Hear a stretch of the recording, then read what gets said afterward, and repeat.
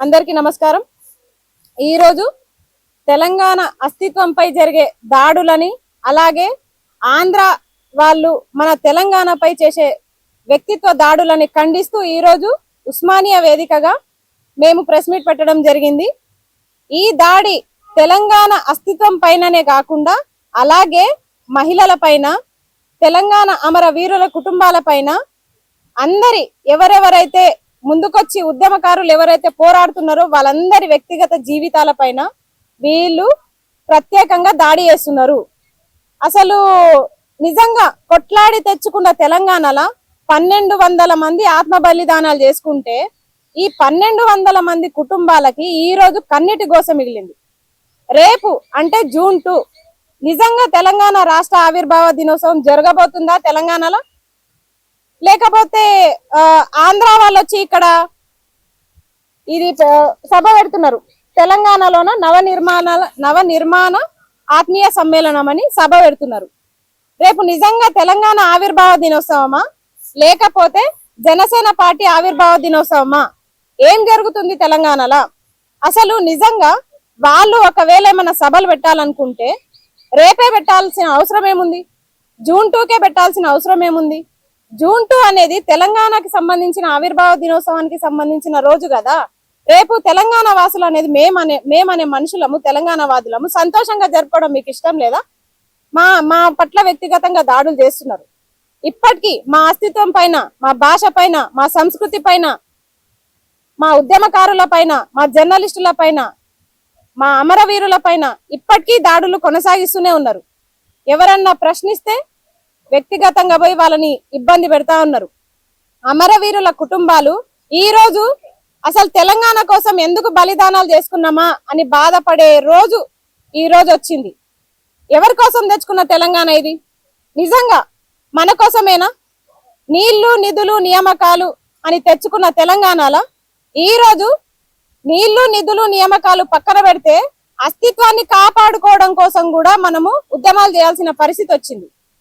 ఇప్పటికీ నిజంగా తెలంగాణ పదం వచ్చింది అనే మాటనే తప్ప ఇప్పటికీ ఆంధ్ర పెత్తందారుల పాలననే ఇప్పటికీ నడుస్తుంది। తెలంగాణలో వాళ్ళే పాలన చేస్తున్నారు। నిజంగా అసలు ఛాలెంజ్ చేసి మరీ చెప్తున్నారు జూన్ 2కి ఇక్కడ సభ పెడతామని। అసలు కత్తి ఆంధ్రోలదే గాని పొడిచేటోళ్ళు మాత్రం మనోళ్ళే, మన తెలంగాణ వాసులే। నిజంగా అసలు మీరందరూ కూడా నిజంగా తెలంగాణ బిడ్డలేనా? తెలంగాణలోనే పెరిగిరా? మీలో ప్రవహించేది తెలంగాణ రక్తమేనా? మర్చిపోయిరా తెలంగాణ ఎక్కడి నుంచి వచ్చింది, ఎట్లొచ్చింది, ఎంతమంది బలిదానాల వల్ల తెలంగాణ ఏర్పడ్డది ఈ రోజు మర్చిపోయి ప్రొఫెసర్ నాగేశ్వర్ సార్ విషయంలో ఒక పోరాటం మొదలై ఈ రోజు మొత్తానికి మన అస్తిత్వాన్ని వాళ్ళు దెబ్బతీసే విధంగా ఈ రోజు మొత్తం జరుగుతుంది। పృథ్వన్న మీద దాడులు, కోడి చెరువు గురించి ప్రశ్నించినందుకు రగన్న మీద కేసులు, మేము ఆ రోజు ప్రశ్నించినందుకు మా మీద, జర్నలిస్టుల మీద, మహిళలమనే కనికరం లేకుండా మొత్తం మా మీద కూడా మా వ్యక్తిగతంగా దాడులు। అసలు నిజంగా మీరు జనసేన పార్టీ సైనికుల లేకపోతే రజాకార్ల? చెప్పండి। అసలు మీరు నిజంగా తెలంగాణలో తెలంగాణ బిడ్డలమనే మర్చిపోయి తోటి తెలంగాణ మహిళలు మా సోదరులు అనే భావం కూడా లేకుండా ఈ రోజు మీ నాయకుడి కోసం మమ్మల్ని ఇబ్బంది పెడుతున్నారు। అంటే జనసేన సిద్ధాంతాలు మీకు ఇవే చెప్పినాయా? ఏం చెప్పినాయి సిద్ధాంతాలు? మహిళల్ని ఇబ్బంది పెట్టమని చెప్పినాయా? తెలంగాణని మర్చిపోయి మీరు నా కోసమే పనిచేయమని చెప్పినాయా? అమరవీరుల కుటుంబాలను ఏడిపించమని చెప్పినాయా? వాళ్ళ కన్నీటిని తుడవని చెప్పినాయా? లేకపోతే వాళ్ళ కన్నీటిని కాకపోతే రక్తపు ధార వాళ్ళ కళ్ళ నుంచి వచ్చేటట్టు చేయమని చెప్పిరా? ఏం చెప్పిరు జనసేన సిద్ధాంతాలు?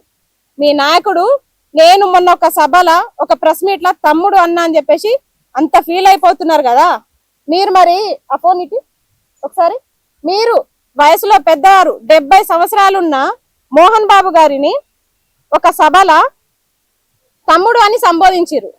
ఇప్పుడు నేను మిమ్మల్ని తమ్ముడు అంటే మీకు అంత బాధ కలిగింది కదా అన్నవరం గారు, మరి మీరు కూడా మోహన్ బాబు గారిని వాళ్ళ వయసుని మర్చిపోయి కూడా 74 ఏళ్ల వయసున్న పెద్ద మనిషిని ఈ రోజు కరెక్షన్ కింగ్ ని, డైలాగ్ కింగ్ ని, నట కిరీటి ఆయనను పట్టుకొని మీరు తమ్ముడు అని సంబోధించలేదా? సంబోధించలేదా? కనిపిస్తలేదా? ఇందాక మన తమ్ముడు బాగున్నారు కదా అన్నట్టుగా వినండి.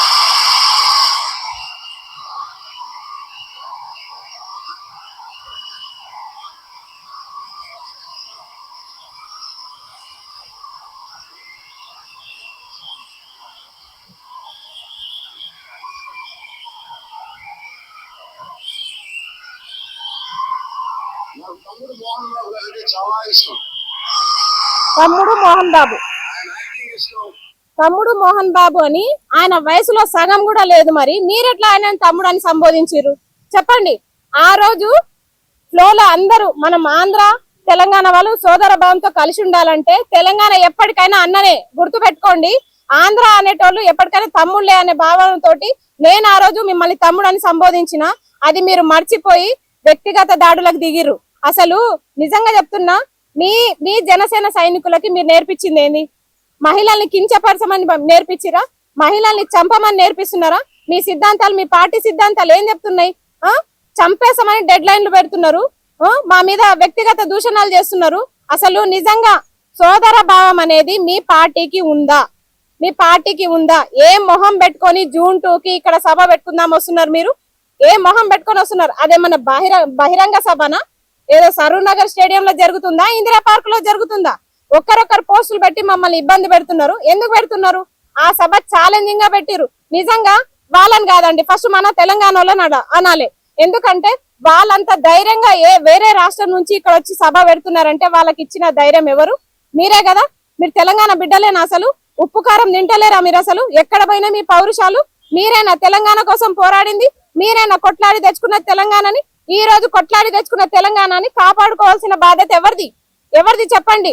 మీ ఇంట్లో మీ అక్క చెల్లెళ్ళనో ఎవరినో అదే విధంగా వ్యక్తిగతంగా దూషిస్తే మీరు ఇట్లే పడతారా? ఇప్పుడు మేము పరాయి వాళ్ళం అయిపోయినామా? మేము కూడా తెలంగాణ ఆడబిడ్డలమే కదా. మరి మేము మా కన్నిటి కోసం మీకు కనిపిస్తలేదా? ఎన్ని దాడులు చేస్తున్నారండి, ఎంత వ్యక్తిగతంగా మాట్లాడుతున్నారు. ఇప్పుడు అలాంటిది ఆయన రేపు వచ్చి సభ పెడతారు. మీరు నిజంగా చెప్పుకోండి, మీ ఆత్మ సాక్షిగా మీరు రేపు తెలంగాణ వచ్చిన దినాన్ని సంతోషంగా జరుపుకుంటారా? లేదంటే మీ జనసేన నాయకుడు పార్టీ ఆవిర్భావ దినోత్సవాన్ని, ఇక్కడ నవ నిర్మాణాన్ని మీరు ఘనంగా జరుపుకుంటారా? అసలు మీరు తెలంగాణ బిడ్డలేనా? మీకంత అభిమానం ఉంటే ఆంధ్రాకి వెళ్ళిపోండి కదా. ఇప్పటికీ తెలంగాణలో బతుకుంటా, తెలంగాణలో ఇంకా నీళ్లు నిధులు నియామకాలు లేక మనం ఇబ్బంది పడుతుంటే అసలు ఈ ఆంధ్రలో పోరేంది మనకి? ఇప్పటికీ వాళ్ళ పోరేంది? ప్రైవేట్ జాబ్స్ లో వాళ్ళే, బయట ఎక్కడ చూసినా వాళ్ళే, 70% వాళ్ళే తగలబడ్డారు. ఇప్పటికీ వాళ్ళే ఉన్నారు. అయినా సరే మెల్లమెల్లగా మనము సర్దుకుంటున్నాము. 10 సంవత్సరాలు ఉమ్మడి రాజధాని హైదరాబాద్ అయిపోయింది కదా. ఆ పీరియడ్ అయిపోయిన తర్వాత కూడా శని ఆదివారాలు ఇక్కడ ఏం పని? మీకు ఏం పని చెప్పండి? మీరు ఇక్కడ ఏం చేయడానికి ఇక్కడికి వస్తున్నారు? హైదరాబాద్ కి ఇక్కడికి వస్తున్నారు, మీ బిజినెస్ చూసుకుంటున్నారు. ఇంకా అసలు మన హైదరాబాద్ లో హుసేన్ సాగర్ చుట్టూ మొత్తం ఆంధ్ర విగ్రహాలు ఇప్పటికీ ఉన్నాయి. అవి తీసేయండి తీసేయరు. ఇప్పుడు నిజం చెప్పండి, తెలంగాణలో హుసేన్ సాగర్ లో ఉన్న బుద్ధుడి విగ్రహం కళ్ళు మూసుకుంది. ఇప్పుడు ఆంధ్రాలో ఉన్న అమరావతిలో కూడా బుద్ధుడి విగ్రహం ఉంది. మరి దాని చుట్టూ ఎందుకండి మన తెలంగాణలో అమరవీరుల విగ్రహాలు లేవు? ఇప్పుడు వైజాగ్ బీచ్ చుట్టూ విగ్రహాలు పెట్టిరు వీళ్ళు.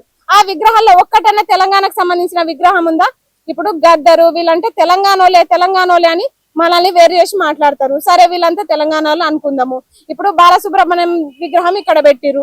సరే, మీరు ఇక్కడ పెట్టినప్పుడు పివి నరసింహారావు కూడా ఉమ్మడి ఆంధ్రప్రదేశ్ ఉన్నప్పుడే అందరికి ప్రధాని కదా. బాలసుబ్రహ్మణ్యం తెలంగాణకి ఏపీకి కలిపి పాటలు పాడినప్పుడు ఇప్పుడు ఆయన కూడా అందరికి ప్రధాని కదా. మరి ఆయన విగ్రహం అన్న పెట్టిర్రా మీరు? ఎవరి విగ్రహం పెట్టిరు? రుద్రమదేవి విగ్రహం పెట్టిరా? సమ్మక్క సారక్క విగ్రహం పెట్టిరా? ఏ వీరవనిత విగ్రహాలు పెడుతున్నారు మీరు? నిజంగా చెప్తున్నా, మీరు విగ్రహాలు తీసుకొచ్చి మొన్న ఎన్టీఆర్ విగ్రహం పెట్టిరు. మెల్లమెల్లగా ఆ విగ్రహాన్ని ప్రాణం పోస్తూ మెల్లగా రేపేమో ఈయన ఎంటర్ అవుతున్నాడు. అసలు తెలంగాణలో పార్టీలను మేము ఏర్పాటు చేసుకున్నది ఎందుకు? తెలంగాణను ఏర్పాటు చేసుకున్నది ఎందుకు? స్పెషల్ గా తెలంగాణ కోసమే కొన్ని పార్టీలు మేము స్థాపించుకున్నాం. ఎందుకు స్థాపించుకున్నాము? మాది మేము సపరేట్ గా చేసుకుందామనే కదా. గత 400 సంవత్సరాల నుంచి మేము నష్టపోతూనే ఉన్నాం తెలంగాణ వాసులము. అన్ని రకాలుగా మా నుంచి మనులు, మాణిక్యాలు, వజ్ర వైడూర్యాలు అన్ని దూరం అయిపోయినా మా మీద నమ్మకంతో తెలుగు నేల, తెలుగు మట్టి నేల, ఈ తెలంగాణ నేల మీద నమ్మకంతో ఇక్కడ బతుకుతున్నాం. అవేవి లేకపోయినా, ఆస్తుపాస్తులు లేకపోయినా, ప్రేమాభిమానాలతోటి మేము ఎలాగైనా ఇవన్నీ తిరిగి సంపాదించుకుంటాం అనే సంకల్పంతో ఉద్యమకారులమంతా ప్రతి దాంట్లో పోరాడుకుంటూ ఈ రోజు దాకా కూడా ప్రతి దాంట్లో ఉక్కుపాదం మోక్కుంటూ మేము పోరాటమే మా జీవితంగా మేము బతుకుతుంటే మా బతుకులు